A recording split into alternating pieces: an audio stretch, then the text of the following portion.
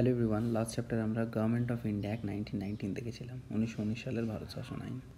আর তাতে আমরা দেখেছিলাম সেপারেট ইলেক্টোরেটের কথা। সেপারেট ইলেক্টোরেট কী জিনিস বলেছিলাম আগেই, যে সেপারেট ইলেক্টোরেট তখন বলা হয় যখন মুসলিমরাই মুসলিমদেরকে ভোট দিয়ে নির্বাচন করতে পারবে, হিন্দুরাই হিন্দুদেরকে ভোট দিয়ে নির্বাচন করতে পারবে। এই জিনিসটাকে বলা হয় সেপারেট ইলেক্টোরেট, ঠিক আছে।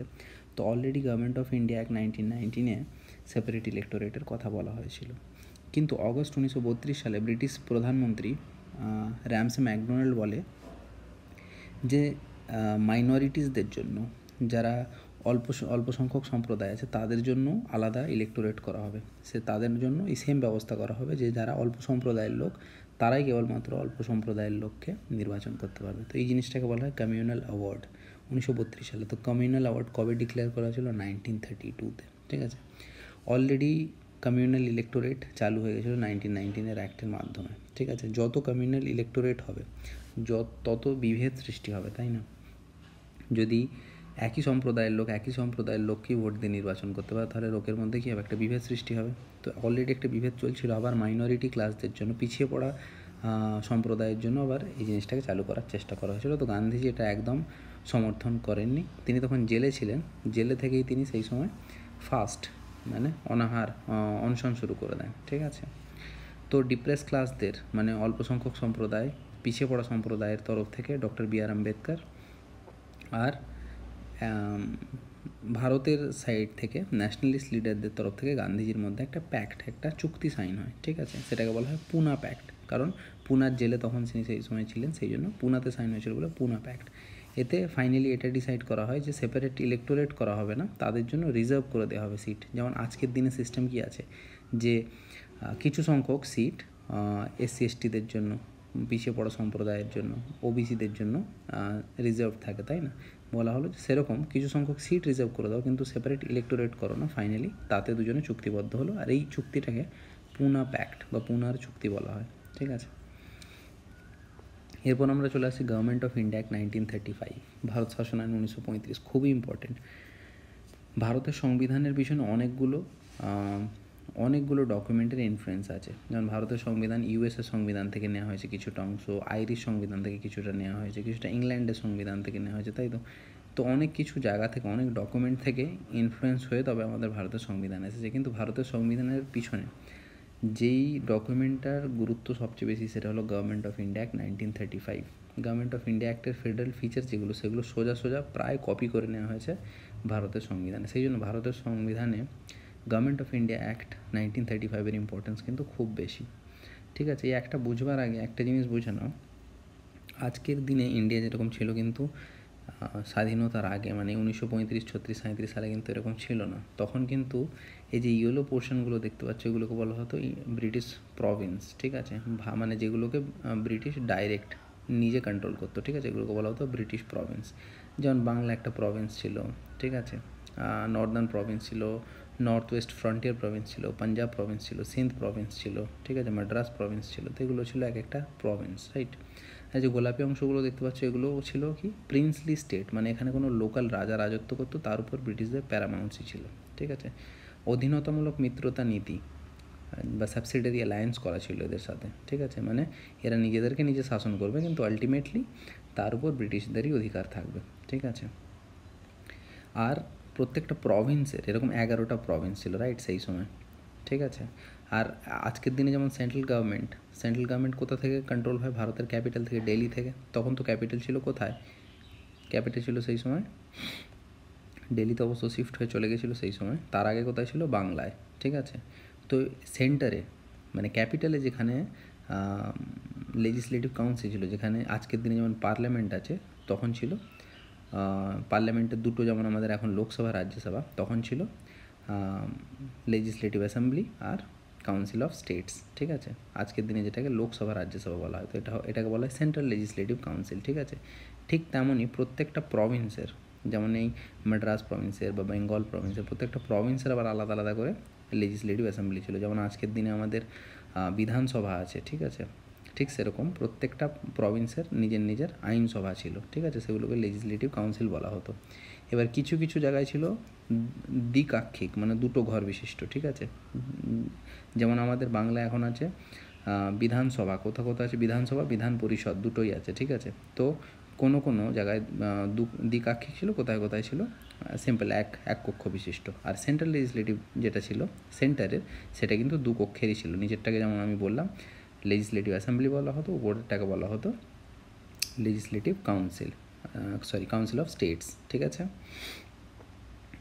এই ব্যাপারটা ক্লিয়ার করা এই জন্য দরকার, কারণ গভর্নমেন্ট অফ ইন্ডিয়া অ্যাক্টের ফিচারগুলো বুঝতে গেলে বারবারই কথাগুলো আসবে। প্রথম কথা তো হচ্ছে গভর্নমেন্ট অফ ইন্ডিয়া অ্যাক্ট 1935 একটা বিশাল বড় ডকুমেন্ট ছিল, কোনো ছোটো মোটো অ্যাক্ট ছিল না। 321টা সেকশন ছিল, 10টা শিডিউল ছিল এতে, ঠিক আছে।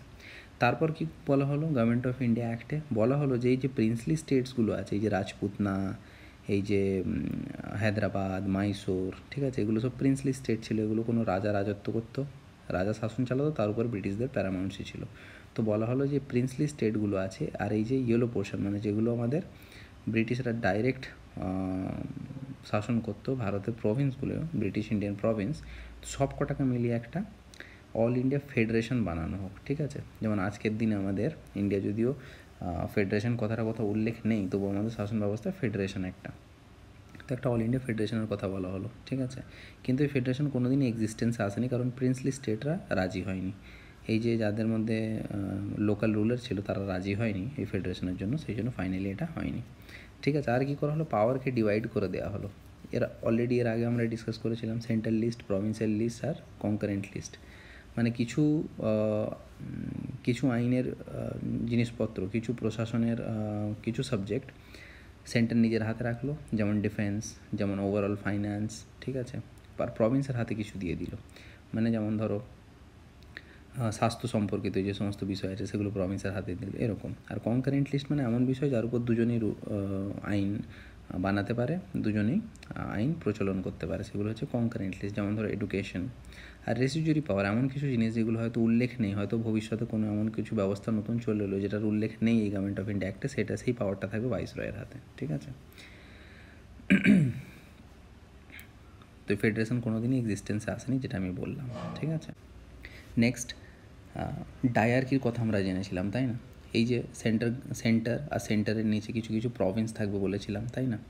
তো এই প্রভিন্সগুলোতে আবার যেমন সেন্টারে যে থাকে, আজকের দিনে সেন্টারে যে হেড করে সে হচ্ছে পিএম, তখন যে সেন্টারে থাকতো সে ছিল ভাইসরয়, রাইট।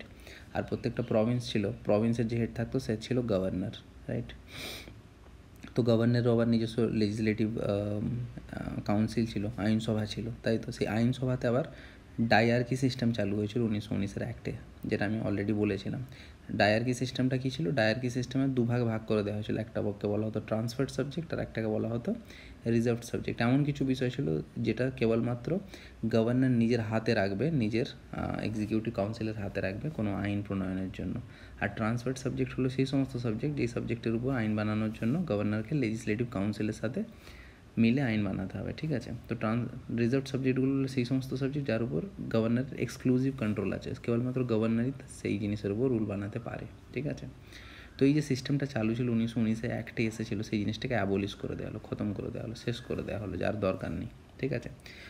বরং বলা হলো এই যে সিস্টেমটা চলছে এটা যে প্রভিন্সে চালু ছিল, বললো এটাকে সেন্টারে লাগু করো, কিন্তু সেন্টারেও সেই জিনিসটা লাগু হয়নি, ঠিক আছে। Adoption of dyarchy system in the centre but never implemented, কিন্তু কোনো দিন এই জিনিসটাকে ইমপ্লিমেন্ট করা হয়নি, ঠিক আছে। আর 11টা প্রভিন্স ছিল বললাম, যেমন Bangla, centre Province, north oyster frontier Province, Punjab Province, এরকম করে 11টা প্রভিন্স ছিল। 11টা প্রভিন্সের মধ্যে 6টা প্রভিন্সে ছিল বাইক্যামেরাল লেজিসলেচার মানে ওই দুটো কক্ষ বিশিষ্ট সভা। একটা আজকের দিনে যেমন আজকে বিধানসভা আছে, কিছু কিছু স্টেট আবার বিধান পরিষদও আছে, বিধানসভার উপর বিধান পরিষদও আছে। তো সেরকম এই বিধানসভা বিধান পরিষদ যদি দুটো কক্ষ থাকে তাকে বলা হয় বাইক্যামেরাল লেজিসলেচার। আর যদি শুধু বিধানসভা থাকে, বিধান পরিষদ না থাকে, তখন তাকে বলা হয় ইউনিটারি লেজিসলেচার, সিঙ্গেল একটা কক্ষ বিশিষ্ট, ঠিক আছে।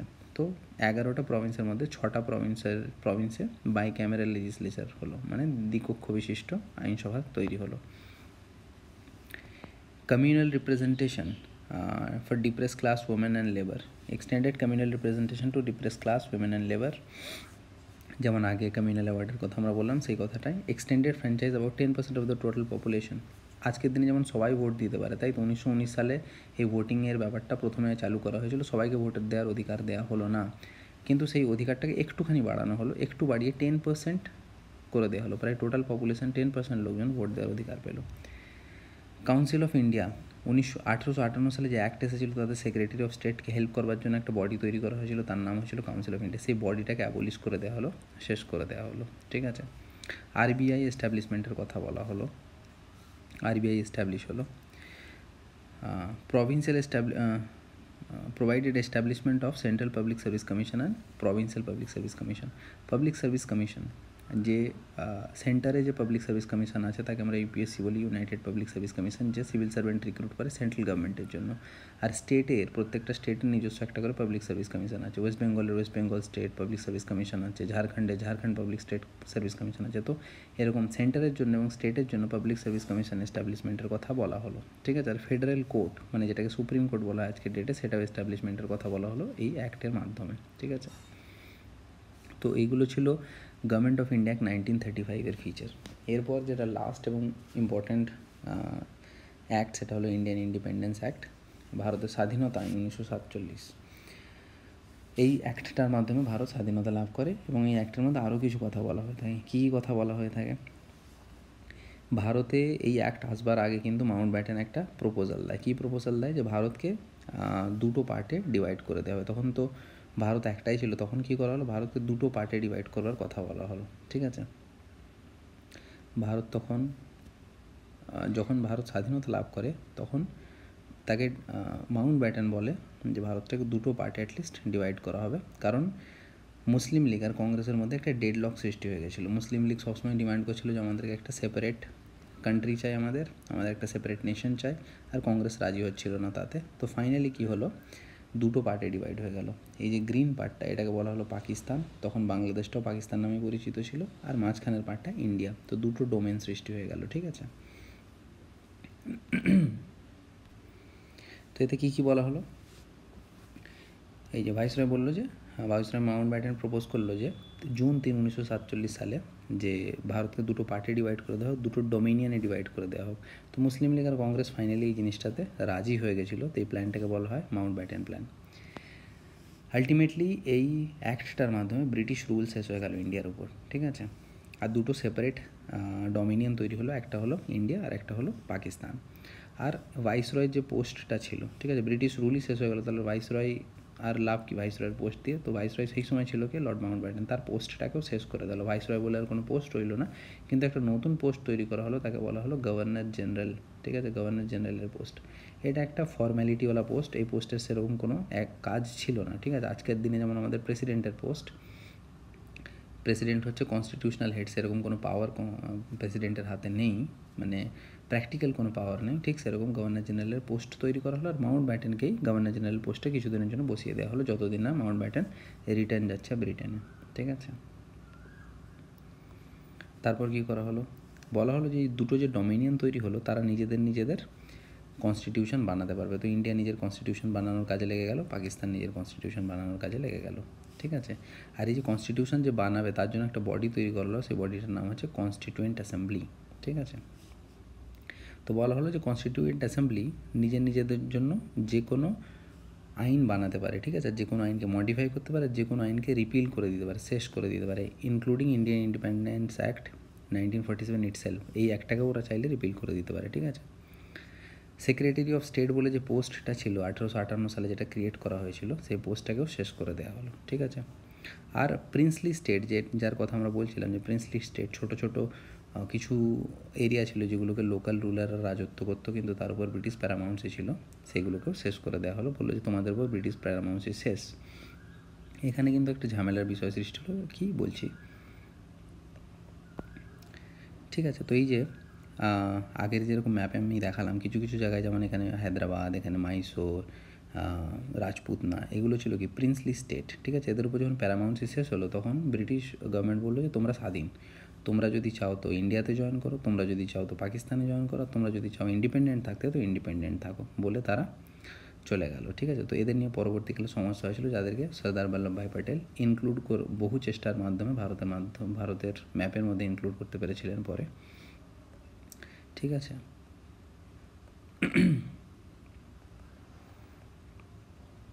আর বলা হলো কি এই যে দুটো আলাদা আলাদা ডোমিনিয়ন যে তৈরি হলো, একটা ইন্ডিয়া আর একটা পাকিস্তান, তো এদেরকে বলা হলো তোমরা নিজেদের যতক্ষণ না কনস্টিটিউশন বানিয়ে নিচ্ছ ততক্ষণ তোমরা গভর্নমেন্ট অফ ইন্ডিয়া অ্যাক্ট 1935 যার কথা আমরা বললাম সেই অ্যাক্টটাকে তোমরা ততদিনের জন্য অ্যাজ কনস্টিটিউশন ইউজ করতে পারো, ঠিক আছে।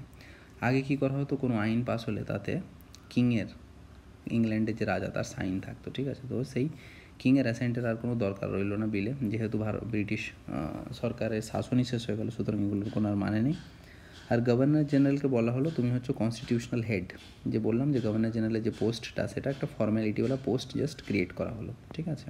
ব্রিটেনে যে রাজা থাকতো তাকে বলা হতো এম্পায়ার অফ ইন্ডিয়া, ঠিক আছে। যেহেতু সে ভারতের শাসনেরও হেড বলা যেতে পারে, যেহেতু ভারতের উপর ব্রিটিশদের শাসন ছিল, কিন্তু তার থেকে এই টাইটেলটা ড্রপ করে দেওয়া হলো, যেহেতু আর ভারতের উপর আর ব্রিটিশদের রাজত্ব রইল না, সেই জন্য তাকে এম্পায়ার অফ ইন্ডিয়া পোস্ট টাইটেলটা তার ড্রপ করে দেওয়া হলো। সেক্রেটারি অফ স্টেট যে ছিল, যে ব্রিটিশ পার্লামেন্টের একজন মেম্বারও ছিল, সেক্রেটারি অফ স্টেট 1858 সালের অ্যাক্টের মাধ্যমে যে পোস্টটা সৃষ্টি করা হয়েছিল, সে কী করতো, কিছু কিছু সিভিল সার্ভেন্টকে ইন্ডিয়াতে নিজে নমিনেট করতো, নিযুক্ত করতো, ঠিক আছে। তো সেই ব্যাপারটা ডিসকন্টিনিউ করে দেওয়া হলো, ঠিক আছে। আর আলটিমেটলি 15 আগস্ট 1947 ইন্ডিয়া ইন্ডিপেন্ডেন্স পেল, স্বাধীনতা লাভ করলো। প্রথম পিএম হলো নেহেরু, আর গভর্নর জেনারেল হিসাবে লর্ড মাউন্ট ব্যাটেনকে কিছুদিনের জন্য রেখে দেওয়া হলো। তারপর মাউন্ট ব্যাটেন ব্রিটেন চলে যায় রিটার্ন, তখন গভর্নর জেনারেলের পোস্টটা খালি থাকে। সেই সময় তার সি রাজগোপালাচারীকে কিছুদিনের জন্য সেই পোস্টে রাখা হয়, কিন্তু তারপরে পোস্টটাকেই শেষ করে দেয়। আজকের দিনে এই পোস্টটাকে রিপ্লেস করে যে পোস্ট এসেছে সেটাকে আমরা বলি প্রেসিডেন্ট, ঠিক আছে। তো government of India Indian independence act 1947 এই সমস্ত ফিচার ছিল। Thank you so much for watching this video. Chapter 1 আমাদের কমপ্লিট হয়ে গেল। অনেক বড় চ্যাপ্টার ছিল, অনেক ইনডেপথ বোঝার বিষয় ছিল, জাস্ট ফিচারগুলো মুখস্থ করলেই হয় না, যদি একটু ডিটেলসে বোঝার চেষ্টা করো ক্রোনোলজিক্যালি জিনিসপত্র খুব ভালোভাবে মনে থাকে। তো আগের চ্যাপ্টারগুলো আমরা ভালো করে বুঝে পড়বার চেষ্টা করব। সেকেন্ড চ্যাপ্টার আমরা যেটা পড়বো সেটা হচ্ছে মেকিং অফ দ্য কনস্টিটিউশন, পরের লেকচার আমরা সেটা স্টার্ট করব। Thank you so much. নিচে কমেন্ট বক্স অবশ্যই রিভিউ দিও কীরকম লাগলো তোমাদের এটা। Thank you so much.